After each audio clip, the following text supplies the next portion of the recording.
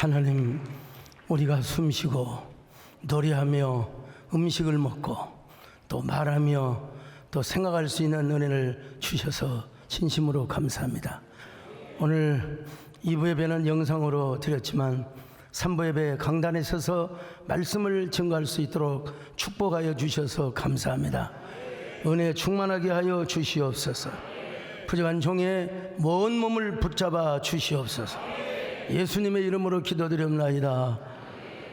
제가 오래전에 사할린을 다녀왔습니다. 몇 번 갔는데요, 성경에 보니까 모세가 나이 40이 되어서 나라를 생각하는 것처럼 저도 40대가 되니까 누가 시켜서 하는 것도 아니고, 저는 뭐 정치인도 아닌데도 불구하고 사할린에 가서 강제징용을 당했던 할아버지 할머니 그리고 위안부 할머니들을 찾아뵙고 근절을 하며 위로의 잔치를 열고 왔습니다.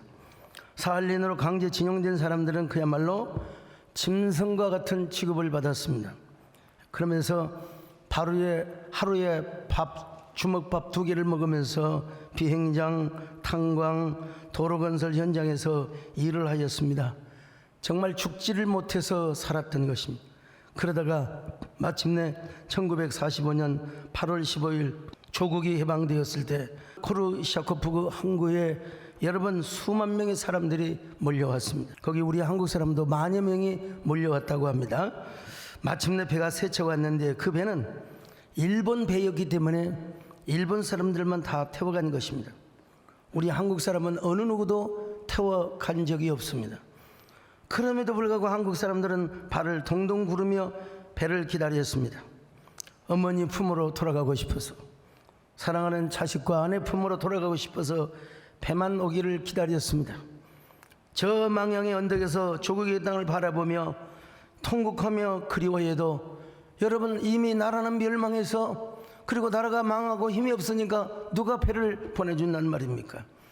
그래도 어떤 사람들은 그래도 나라가 우리를 버리지 않겠거니 배가 오기를 기다리며 그곳에서 끼니를 끓여 먹다가 너무나 조국이 그립고 또 그리워서 기가 막혀 거기서 죽은 사람도 있다고 합니다. 더군다나 군 위안부로 끌려갔다가 거기에 남아있는 위안부 할머니들은 얼마나 기가한 인생, 기가 막힌 삶을 살았겠습니까? 언제 뭐 사이판 여러분 많이 가셨잖아요. 근데 사이판에 가면은 만세 절벽이라는 곳이 있습니다. 그 절벽에서 일본군 3만 명이 떨어져서 자살을 하였습니다. 바다에 떨어지고 언덕에 떨어졌어요. 도저히 미군들을 감당할 수가 없어요. 차라리 미군한테 항복하는 것보다 천황폐하 만세가 뭐가 대단하다고 대일본 제국 만세를 부르며 3만 명이 투신 자살을 하였습니다. 이때 여러분 한국 사람들도 한 5천여 명 여러분 징용군으로 끌려갔지 않습니까? 그때 한국 사람은 미군에게 항복만 하면 여러분 살아요. 항복만 하면 살아요. 그런데 일본군들이 너희도 같이 죽자고 그냥 뒤에서 미끄러뜨리니까 우리 조선의 군대 5천 명이 함께 죽었던 것입니다. 강제로 징용이 되어 남의 나라를 위해 싸우는 것도 억울한데 억지로 끌려서 저 바다 절벽에 떨어져 죽었다니 나라가 힘이 없습니까? 이처럼 백성들이 짐승처럼 끌려다니고 비참한 죽음을 맞이했던 것입니다. 저는 천안에 있는 독립기념관을 다녀온 적이 있습니다. 거기 가면 일제의 만행이 얼마나 잔혹한지 알 수가 있습니다. 특별히 서대문구치소 역사관을 가면은 3.1운동 당시 독립운동하는 분들의, 독립운동가들의 그 쉰 목소리, 대한독립 만세, 대한독립 만세. 여러분, 더 이상 목이 나오지를 않았다는 것입니다. 왜 일본은 우리나라를 그렇게 수탈하려고 했을까요? 임진왜란 이전부터 섬나라의 어떤 비정상적 욕구와 본능이 발동이 되었기 때문에 그렇습니다. 더구나 일본은 서구 세력으로부터 침략을 받았습니다. 일본에는 여러분 메이지 유신 이전에 에도 막부 시대가 있었습니다. 이 임진왜란을 일으켰던 도요토미 히데요시를 물리치고 토쿠가와 이에야스가 정권을 잡으면서 에도 막부 시대가 열리죠. 그래서 일본은 천황을 중심으로 해서 각 지역은 사무라이 막부들이 252년 동안 다스리고 있었습니다. 에도 막부는 현상 유지를 원하는 정권이었기 때문에 대외적으로는 세국 정책을 펼쳤습니다. 그리고 조선, 힘 약한 우리나라만 그냥 서로 통신사로 설림 관계를 유지하였고 해적 활동은 엄격하게 금지되었습니다. 그러다가 여러분, 자기들이 천황 폐하를 중심으로 대일본 제국이라고 생각을 했는데 프랑스를 비롯한 서구 영국 열강들에게 침략을 받기 시작하는 거예요. 일본은 대혼란에 빠집니다. 총으로 쏘는 사람 칼로 어떻게 막습니까? 그래서 그들은 깨닫습니다. 막부의 정치적 리더십으로서는 다른 나라에게 절대로 빼앗길 수가 있겠구나. 다른 나라에게 우리나라를 빼앗길 수도 있겠구나. 그래서 현재 실력으로서는 서양 열강을 이길 수 없으니 그 분풀이를 어디다 갖다가 대느냐? 여러분, 우리 조선 땅에, 그리고 청나라와 러시아, 대만을 먹으려고 여러분 제국주의 시대를 이제 꿈꾸어 갑니다. 이 내용은 여러분, 우리 교회 집사님이 쓰신, 그리고 동의대학교 교수이신 우리 김민호 교수님이 쓰신 조슈 이야기에서 그대로 발췌를 해서 전달을 합니다. 사실 이 책이 좀 재미있는 책은 아닙니다. 좀 어려운 책입니다. 저는 책을 한번 잡으면 밤새워 다 읽어버린다는 거 오늘 김민호 집사님께 자랑을 했습니다만은, 그런데 유럽의 함대가 일본의 개국을 요구하면서 모든 것이 달라집니다. 특별히 일본은 메이지 유신을 거쳐 부국 강병의 제국주의 시대의 국가로 변모합니다. 그래서 청일전쟁을 일으키고 또 러일전쟁, 만주사변, 태평양 전쟁 등으로 이어지는 그런 전쟁들이 계속해서 일어났습니다. 그 과정에서 우리 조선은 일본의 식민정책에 그야말로 시달리는 나라가 되고 말죠. 그런데 바로 그런 사상과 정책을 애당초부터 부추기는 사람이 한 명이 있었습니다. 그 사람은 요시다 쇼인이라고 하는 사람인데요. 그는 야마구치현 학이라고 하는 조그마한 동네에서 태어났습니다. 근데 임진왜란을 일으킨 도요토미 히데요시를 신봉하는 정복력에 그야말로 망상가로 빠져 있었어요. 우리가 서양에 당한 그대로 우리는 조선과 청나라, 러시아에 대만을 먹어버리자, 이렇게 가르친, 특별히 그는 정한론, 우리 한국을 침략하자는 정한론을 가르쳤습니다. 그는 조그만 집에서 우리말로 말하면 서당의 훈장처럼 제자들을 가르치기 시작했습니다. 그러나 그의 사고와 행동이 너무나 과격하고 급진적이어서 여러 번 감옥에 들어갔고 끝내는 젊은 나이에 참수형을 당하였습니다. 그러나 그는 죽었지만 유수록과 외종론이라는 저서를 남겼습니다. 그리고 그가 죽었지만은 직간접적으로 그에게 교육을 받은 사람들이 마침내 메이지 유신을 일으킵니다. 일본의 메이지 유신. 그래서 그의 제자들이 천황의 휘하 아래 실제적 권력을 갖는, 여러분 이제는 막부가 아니라 총리의 권한을 행사하는 이런 사람들이 되어갑니다. 요시다 쇼인의 대표적인 제자들은 대한제국 강탈의 원흉 이토 히로부미, 명성 황후 시의 배우 인물인 이노 가루가 되도록 하여간 잔인한 사람이요.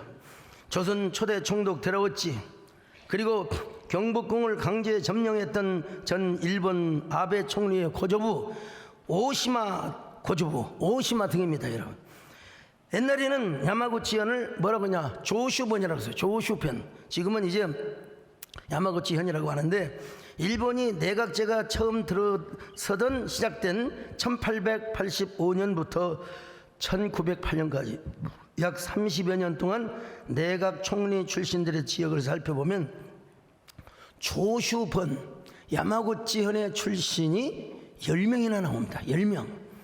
내각 총리 대신에 교체되는 과정이 실질적으로 총리가 부재하여 강요 일부가 총리직을 겸임한 것을 빼놓고는 1대에서 18대 이렇게 모든 총리의 재직기간을 합산하면 1만 1885일인데요.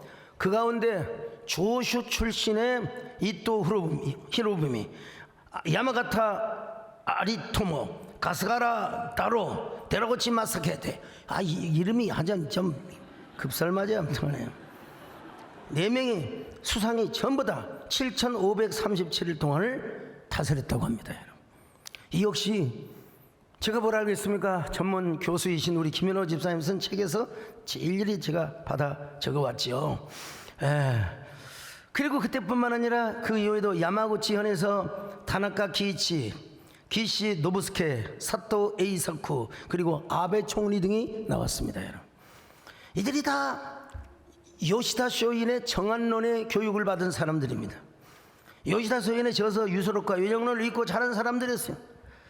이거야말로 인류의 보편적 사상과 인간의 가치를 저버린 자기애적 망상의 결과라고 이야기할 수 있죠. 여러분, 우리가 왜 국력을 신장시킵니까? 왜 안보력과 국방력을 튼튼히 우리가 만들려고 하는 것입니까? 그거는 우리 백성, 우리 국민을 지키기 위해서인 겁니다. 남의 나라가 우리나라를 침범하면 그것을 막고 그 강탈을 막아내고 오히려 그들을 공격하기 위해서 여러분 군대가 있는 거예요. 물론 내 나라 내 백성을 지키기 위해서 결사적 공격을 했던 분이 한 분 계십니다. 이분은 뭐라 누굽니까? 안중근 의사입니다. 그는 대한제국의 국권을 회복하기 위하여, 아니 동양의 평화를 위해서 이토 히로부미를 포살하려는 거사를 계획하였습니다. 안중근 의사는 한 개인을 죽이지 않았다는 것입니다. 왜 약하고 죄 없는 우리 민족을 이렇게 괴롭히느냐 이거예요. 그래서 자기는 대한제국을 지킬 뿐만 아니라 동양 평화를 위해서 어쩔 수 없이 이토 히로부미를 저격했다는 것이죠. 그는 1909년 10월 26일 이른 새벽 저 안개가 자욱히 들이온 하얼빈역으로 갑니다. 그리고 이토 히로부미가 나오자 그는 곧바로 권총을 뽑아들고 통쾌하게 세 발을 쏘았습니다. 여러분, 안중근사는 당연히 이제 혼병들에게 잡혀갔죠. 그러나 일본 영사관에 넘겨져서 리순 감옥으로 갑니다. 저 감옥 안에서 안중근 의사는 울분을 삼키는 고독한 나날을 보내다가 1910년 2월 14일 사형 선고를 받습니다. 그때 그에게 가장 그립고 가슴이 사무치도록 보고 싶었던 분이 바로 어머니였습니다. 어머니보다 일찍 죽는 것이 최고의 불효라고 생각했어요. 그래서 그는 불효의 마음을 이렇게 적어서 어머니께 보냅니다. 어머니 전상서, 예수님을 참여합니다. 불초한 자식은 감히 한 말씀을 어머님 전에 올려드리고자 합니다. 엎드려 바라옵건대 자식의 박심한 불의와 아침 저녁 무난 인사 못드림을 용서하여 주옵소서. 이슬과도 같은 허무한 세상에서 감정에 이기지 못하시고 이 불초자를 너무나 생각해 주시니 훗날 영원한 천당에서 만나 뵐 것을 바라오며 또 기도합니다. 이 현세 일이야말로 모두 주님의 명령에 달려있으니 마음을 편안히 하옵기를 천만 번 바라올 뿐입니다. 여러분, 아내와 자식에게 먼저 보내지 않고 어머니에게 이 편지를 써보냈다는 거예요. 어머니 조마리아 여사가 여러분 이 편지를 보고 어떤 글을 적어 보낸 줄 아십니까? 아들아, 네가 어미보다 먼저 죽은 것을 불효라고 생각하면 이 어미는 웃음거리가 될 것이다. 너희 죽음은 한 사람의 것이 아닌 조선 전체의 공물을 짊어진 것이다. 만약에 내가 항소를 한다면 그건 일제의 목숨을 구하는 것이다. 나라를 위해 땀만 먹지 말고 죽어라. 옳은 일을 하고 받은 형이니 비겁하게 삶을 구하지 말고 대의에 죽은 것이 어미에 대한 효도다. 아마도 이 어미가 쓰는 마지막 편지가 될 것이다. 내 수의를 지어 보내니 이 옷을 입고 편히 가거라. 여러분, 얼마나 훌륭하신 어머니십니까? 그래서 안중근사는 어머니의 말씀대로 항소를 포기합니다. 이고 그는 어머니가 만들어준 수의복을 입고 사형장에 도착을 합니다. 여러분, 저기 교수대가, 여러분 안중근 의사가 목에 교수형으로 달려 죽은 저 사형장입니다. 어머니가 만들어준 수의복을 입고 안중근 의사는 사형에 처해졌습니다. 여러분, 저는 대한민국 한 국민으로서 통보를 느꼈고, 그리고 안 의사의 목을 졸랐던 저주를 붙잡고 저는 이렇게 되뇌었습니다. 안중근 의사여, 저는 결코 당신을 잊지 않겠습니다. 대한민국 국민이여, 우리는 이 역사의 수치와 아픔을 잊어서는 안 됩니다. 그런데 안중근 의사의 배후에 누가 있었습니까? 여러분, 페치카 최재형 선생님이 계셨어요. 여러분, 영웅이라고 하는 영화에도 최재형이라고 하는 존재가 나타나는데, 동해신문 대표 사장으로 나타나는데 최재형이라는 이름은 나오지 않아요. 참 굉장히 아쉽고 여러분 불만스럽습니다만은, 그가 분명히 안중근에게 도와주고 재정적으로 권총을 주는 장면이 나오는데 말이죠, 자막이라도 하나 좀 나왔으면 얼마나 좋았을까. 여러분, 그는 1860년 8월 15일 함경북도 경원에서 당시 머슴살이 노비입니다. 노비와 기생의 아들로 태어났습니다. 세상에 완전히 흙수저죠, 흙수저. 근데 최재형이 9살 때 함경북도의 대흥 흉년이 기근이 그냥 휩쓸어서 많은 사람이 굶어 죽게 되었습니다. 그래서 아버지와 형과 함께 두만강을 건너 러시아의 영토인 치시너라고 하는 치시너, 저도 가봤는데 그 치시너라는 한인 마을로 갔습니다. 그러나 거기서도 가난과 배고픔이 계속돼서 최재형은 11살 나이에 포시에트 항구로 도망을 갑니다. 거기 가면 무역군들에게 심부름을 하면 적어도 굶어 죽지는 않는다고 생각을 했어요. 최재형은 공부를 잘했어요. 근데 그의 형수가 공부하지 말고 가서 돈 벌어오라고 그래서 집을 나간 겁니다. 여러분, 아버지는 돌아가시고.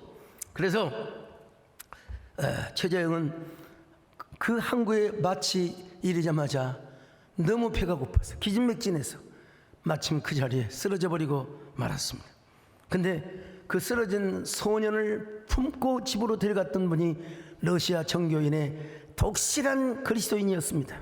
그리고 선장의 부인, 그 선장 부부가 그를 데려갔는데, 선장 부인은 러시아뿐만 아니라 러시아의 고전 문학과 인문학 등 다양한 분야에 유식하신 분이었어요. 그래서 최재형을 그 11살 때부터 계속 교육을 시킵니다. 학교를 보내고 개인 교습을 하고, 마침내 17세가 되어서 인텔리 청년이 되어가지고 블라디보스톡으로 옵니다. 그때 러시아가 동방정적을 펴서 러시아 군인이 블라디보스톡에 이제 뭐라고 할까요? 주둔을 하게 되었어요. 그래서 도로를 건설하고 빌딩을 지었습니다. 이때 최재형은 도로공사를 따내요 고려인들에게 돈을 벌게 해줬습니다. 그리고 최재형이 러시아군에게 고려인들의 농산품을 군납할 수 있도록 열심히 소 키우고 돼지 키우고 양 키워서 군납을 할 수 있도록, 그러니 여러분, 러시아에 사는 우리 한인들이 얼마나 기뻐했겠습니까? 최재형도 큰 거부가 되었습니다.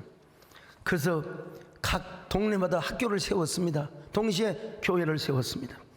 여러분, 학교를 세우면 민족 계몽운동이 일어나고 교회를 세우면 애국 애민의 사상을 가진다고 하는 소신 때문에 계속해서 공부를 가르쳤어요. 그리고 그 학교에서 공부를 제법 잘하는 저 외지로 큰 도시로 장학금을 주면서 공부를 시켰다는 것 아니겠습니까?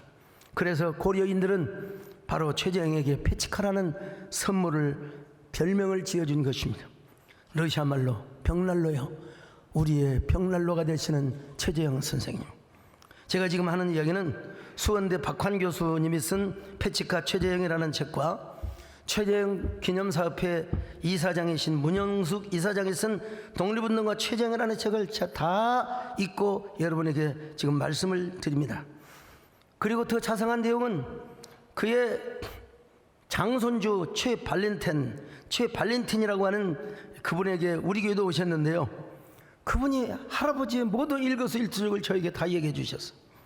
그 할아버지께서는 평소에 일본군의 우두머리를 암살하면 우리 조국의 독립에 큰 도움이 될 것이라는 소신을 갖고 계셨다는 거예요. 그 할아버지 여러분, 최재형이 뭐예요? 중간 무기 거래를 하는 사람이었어요. 그래서 독립군들에게 무기를 공급해주고 총을 공급해주면서 여러분 독립군을 계속해서 도와주었다는 것입니다. 그러다가 마침내 안중근 의사와 함께 이토 히로부미를 저격하는 거사계획을 합니다. 여러분, 그 거사계획을 앞두고 안중근은 최재형의 저택에 머물면서 사격 연습을 하였습니다. 당시 최재형의 집이 핫산에 있었는데 집이 얼마나 컸는지 150명, 200명이 함께 먹을 수 있는, 잘 수 있는 어마어마한 저택이었다고 합니다. 그래서 그때 당시 독립운동가와 의용군들이 오면은 밥을 다 해주고 다 여러분 채워줬다고 하지 않습니까? 특별히 최재형 선생님의 친딸 최올가의 육필 기록 원고에 의하면 그때 안중근 의사와 자기 아버지가 누군가를 암살할 준비를 하고 있었다는 것을 눈치챘다는 것입니다. 아버지 집 창고벽에 세 사람의 모습을 그려놓고 그들에게 권총 사격 연습을 했다는 것입니다. 바로 이 원고가 나의 아버지 최재형이라는 책으로 여러분 나왔습니다. 도서출판 상상에서요. 그런데 나중에 최올가가 들으니까 안중근 의사가 하얼빈으로 가서 일본군의 우두머리를 저격했다는 것을 들었고, 그리고 나중에 신문을 통해서 일본군에 잡혔다는 소식을 알게 되었다는 것입니다. 안중근 의사는 조사받을 때까지 절대로 최재형에 대한 말을 한마디도 꺼내지 않았습니다. 왜냐하면 최재형 선생님을 보호하기 위해서였다고 합니다. 사실 왜 하얼빈에서 거사를 계획했느냐? 거기는 러시아 영토였어요. 그 안중근 의사가 어디에서 하얼빈에서 잡히면 러시아 재판, 국제 재판을 통해서 판결받을 것을 생각하고 아주 요즘 말로 하면 센 변호사, 유능한 변호사를 다 이미 선임을 해놓고 있었다는 것입니다. 근데 안중근이 바로 일본군의 영역에는 리순 대련에서 좀 더 떨어져 있는 곳인데 리순 감옥으로 가게 됐어요. 그리고 일본 헌병들에게 조사를 받게 되는 것입니다. 더구나 최재형은 얼마나 가슴이 아팠으면 안중근 의사님이 돌아가신 이후에도 안중근의 부인과 자녀들을 자기가 죽을 때까지 끝까지 가족들의 생계를 책임져 주었다고 합니다. 여러분, 이런 최재형은 일본 경찰과 헌병에게 엄청난 눈에 가시거리가 아닐 수가 없어요. 더구나 최재형은 후에도 건어패를 창립해서 한인의 실업과 교육을 장려하는 일을 했습니다. 그리고 블라디보스톡에 임시정부를 세웠습니다. 나중에 상해에 세운 임시정부에서는 바로 재무총장을 하게 되죠. 그러니까 기또라고 하는 경찰이 계속 최재형을 따라다니며 감시를 했습니다. 뭔가 구실을 잡아서 최재형을 잡아야 하는데 러시아 영역 안에서 워낙 재력도 많고 인간관계가 넓어가지고 러시아에서는 건드리기가 쉽지가 않았다는 것입니다. 그러다가 1920년 4월 참변이 일어날 때 마침내 일본 헌병에 의해서 최재형 선생님도 잡혀가죠. 잡혀가기 전날 밤 최재형 선생의 부인과 자식들이 최재형 선생에게 빨리 도망을 가라고 그렇게 부탁합니다. 그때 최재형 선생님은 이렇게 대답합니다.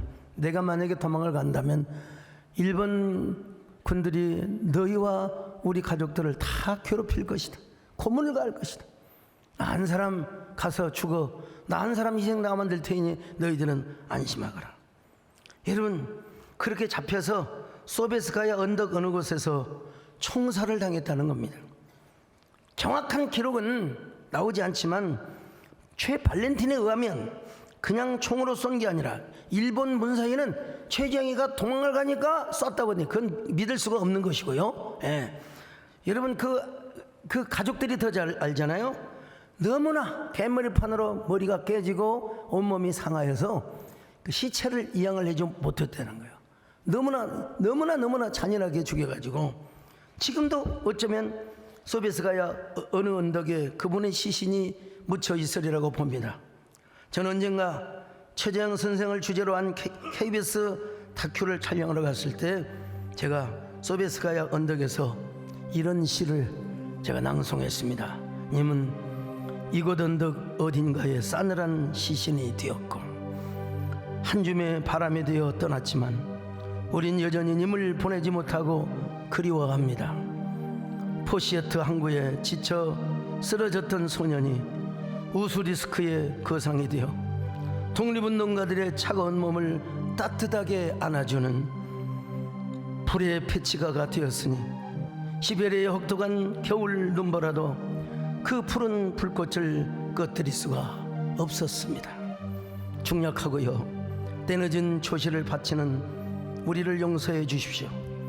이제 당신 가슴에 타오르던 그 푸른 불꽃을 우리 가슴에 촛대에 점화시켜 주시고, 님은 결코 지워지지 않을 별의 이름이 되어 더 이상 압제와 굴종이 없는 자유와 평화의 세상에 밤하늘을 비춰 주십시오.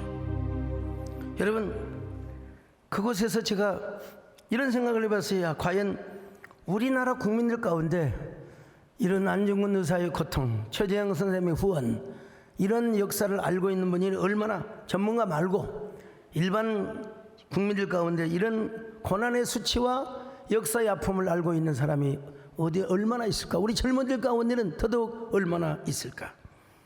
그래서 저는 이런 생각을 해봤습니다. 그가 독실한 기독교인이었기 때문에 분명히 이런 말을 남겼으리라고 상상을 해봤어요. 주여, 노비 아들로 태어나 자란 놈이 이곳에 와서 조국의 독립을 위해다가 초국의 독립을 위해 이렇게 일하다가 이제 죽게 되었으니 저는 그저 영광일 뿐입니다. 하나님의 은혜입니다. 하나님의 은혜입니다. 우리 조국의 대한독립의 은총을 허락하여 주옵소서. 그런 기도를 하며 죽었지 않았을까, 그런 생각을 해봐요. 오늘 이 자리에 우리 선 것도, 오늘 이 말씀을 듣는 것도 하나님의 은혜임을 믿습니다. 모든 것이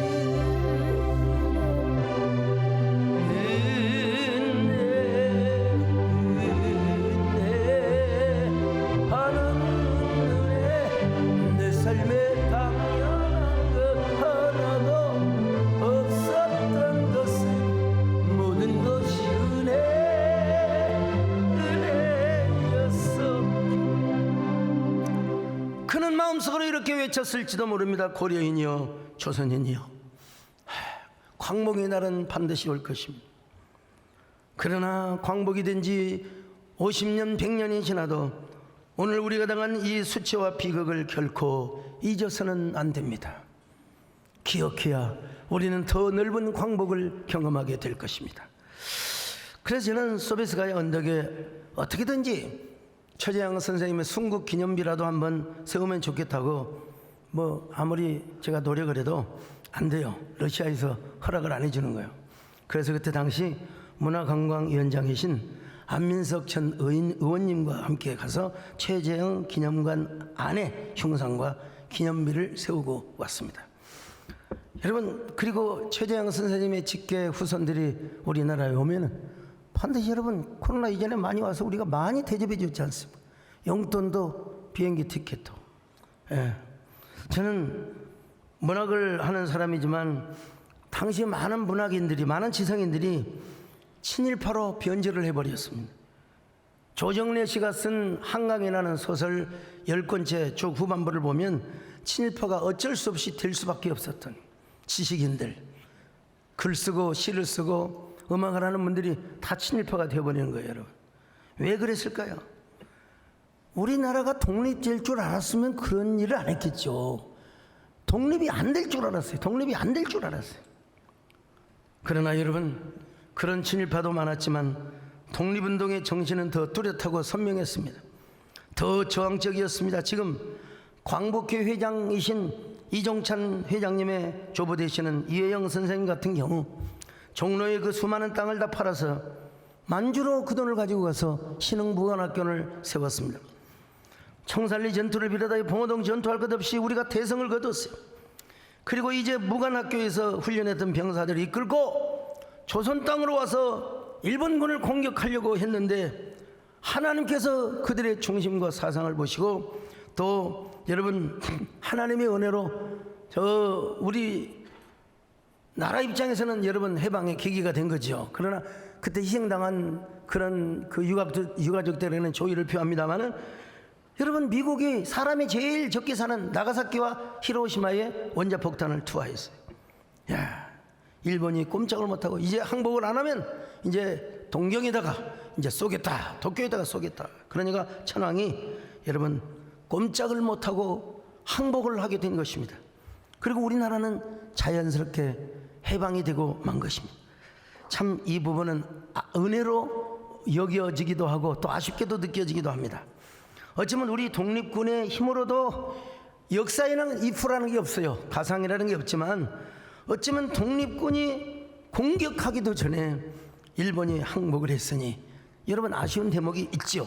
그렇지만 하나님은 우리 독립군들의 그리고 백성들의 피를 흘리지 않게 하시려고 하나님 편에서 볼 때는 일방적이고 품격 있는 은혜로 자유와 해방을 허락해 주신 것입니다. 오늘 우리는 광복절을 앞두고 제가 오늘 특별한 말씀을 전하고 있습니다. 사람에게 있어서 은혜를 잊지 않는다는 게 얼마나 소중한지 모릅니다. 그래서 신명기 32장 7절에 보니까 역대의 연대를 기억하라. 여러분 과거의 특별히 아픈 역사를 기억하라. 요 옛날을 기억하라. 이거는 태초와도 연관이 되는 말씀인데 오늘은 그 부분은 다루지 않고 신명기 32장 7절 같이 봅니다. 시작. 옛날을 기억하라. 역대의 연대를 생각하라. 내 아버지에게 물으라. 그가 내게 설명할 것이요 내 어른들에게 물으라. 그들이 내게 말하리로다.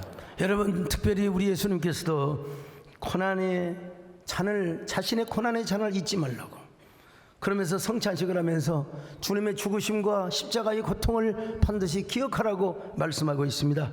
고린도전서 11장 24절로 25절입니다. 시작. 축사하시고 떼어 이르시되 이것은 너희를 위하는 내 몸이니 이것을 행하여 나를 기념하라 하시고 식후에 또한 그와 같이 잔을 가지시고 이르시되 이 잔은 내 피로 세운 새 언약이니 이것을 행하여 마실 때마다 나를 기념하라 하셨으니. 자, 여기서 헬라어로 아남네시스라고 하는 말인데요, 여러분 주님의 고난 수치를 기억하라는 거예요. 기억하라는 거예요. 주님의 고난과 그 비참함 수치스러운 십자가를 잊지 말라는 것입니다. 여러분 기억하고 기념할 정도뿐만 아니라 여러분 그 예수님의 당한 십자가의 고통을 오늘도 우리가 재현을 하란 말이에요. 재현을 하는 말입니다. 왜냐하면 그것이 우리에게 힘이 되고 능력이 되고 이것이 우리에게 스피리추얼 파워가 되기 때문에 그런 것입니다. 여러분 십자가는 우리의 능력입니다. 할렐루야.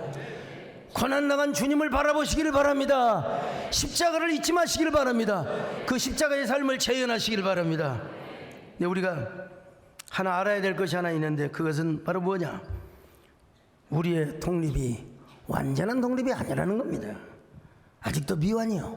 아직도 미완. 3.1 특별히 3.1운동의 정신과 목표가 무엇입니까? 그것은 민족의 자주 독립을 세우는 것이고 이 땅에 참된 민주주의를 실천하는 것이었습니다. 이렇게 해서 인류 공영과 세계 평화에 기여하는 것이었습니다.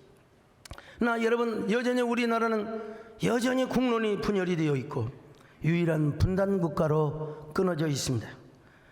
여러분 우리가 3.1운동도 한국교회가 주도하고 또 이끌어갔다면 미완의 독립도 우리 한국교회가 이끌어가고 완성해야 되지 않겠습니까? 기미 독립선언문에 서명한 분들의 절반 이상이 기독교인이었습니다. 독립운동에 참여한 대다수의 분들이 다 하나님을 섬기는 사람들이었습니다. 그들은 성경적 가치관을 자유와 해방을 위해 헌신하였어요. 건국위원들의 절반 이상이, 여러분 우리 대한민국의 건국위원의 절반 이상이 여러분 크리스찬이었다는 것입니다. 그만큼 기독교의 정신이, 성경적 가치관과 세계관이 여러분 독립운동과 건국의 중심축이 되었다는 것입니다. 오늘 우리 대한민국이 누리고 있는 축복은 저절로 임한 것이 아니라는 걸 알아야 합니다. 첫째는 하나님의 은혜고 둘째는 독립군들의 땀과 희생이 있었다는 걸 알아야 됩니다.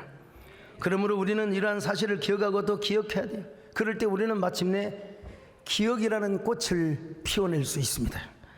시조시인 이선녀님이 쓴 결의꽃 휘날릴지, 이분은 정말 시도 이쁘게 잘 썼더라고요.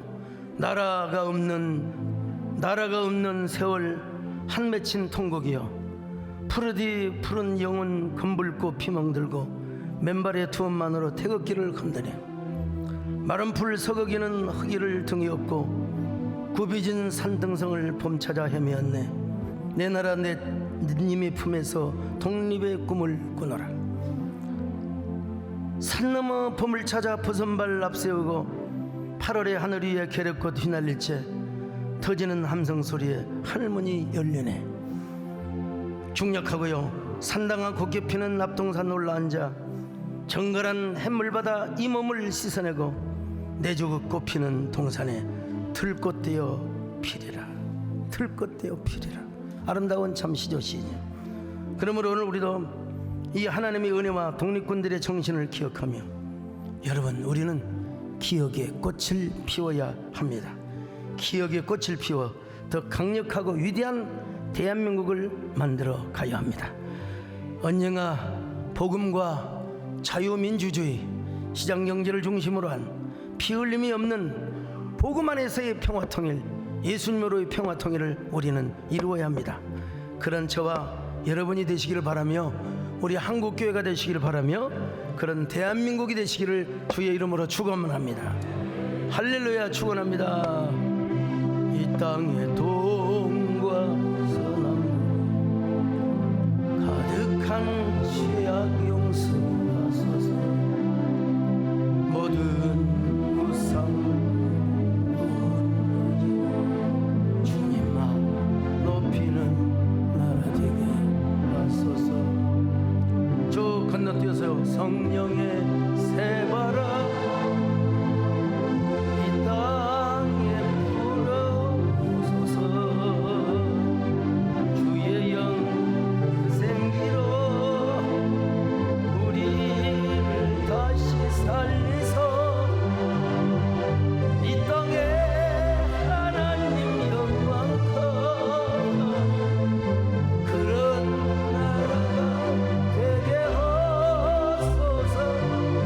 이 열방에 하나님 영광 비추 그런 나라가 되게 하소서. 하나님, 이런 광복 79주년을 맞아서 오늘 기억의 꽃을 피워라고 말씀을 전할 수 있어서 감사합니다. 또 우리 사랑하는 성도들 역사의식, 애국의식, 애민의식을 갖게 하셔서 감사합니다.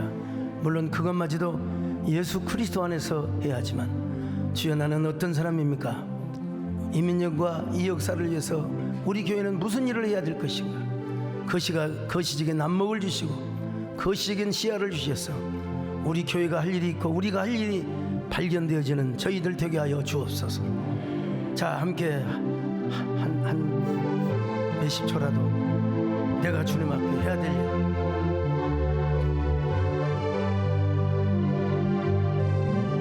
우리 교회가 하나님 앞에 해야 될 일,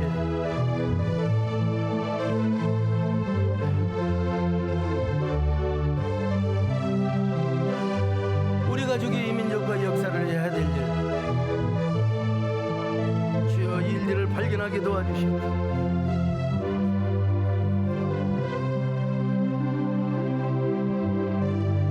하나님 감사합니다.